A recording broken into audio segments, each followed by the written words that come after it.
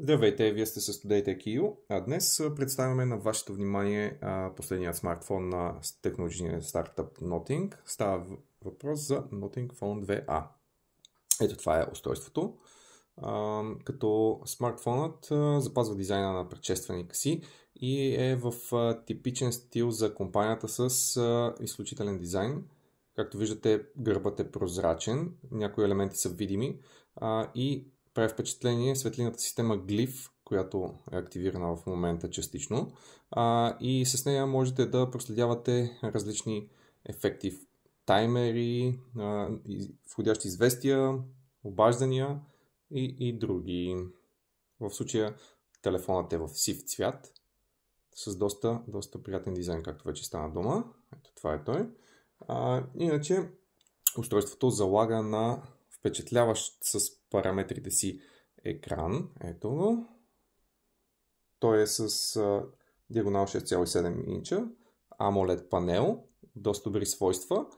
Както виждате, интерфейсът е по-специфичен от познатото ни, тъй като Nothing доста са къстомайзнали, персонализирали визията, но разбира се имате опция да заложите и на по-познат дизайн с стандартен изглед, ако прецените, че това ви устройва.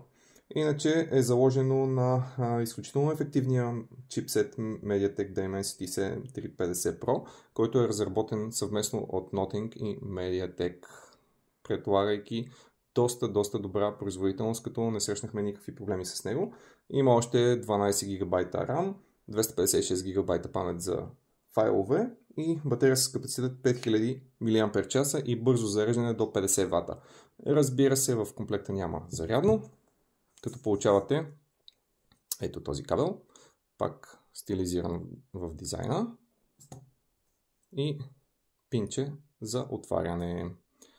Така, освен това, разбира се, няма как да пропуснем и камерата, която е доста ефективна и идеално решение за този клас, в средния клас е позициониран модела, като става въпрос за основна камера с два 50 мегапикселови сензора, като главният е с бленда f1.88 и оптична стабилизация. За селфита също има 50 мегапикселов сензор горе, който се справя доста добре с селфитата. В софтуерно отношение откриваме Android 14 с Nothing OS 2.6 и очакваме дълга поддръжка от страна на компанията. Това е всичко най-важно за този модел. Ревюто ни може да прочетете в TodayTech.eu.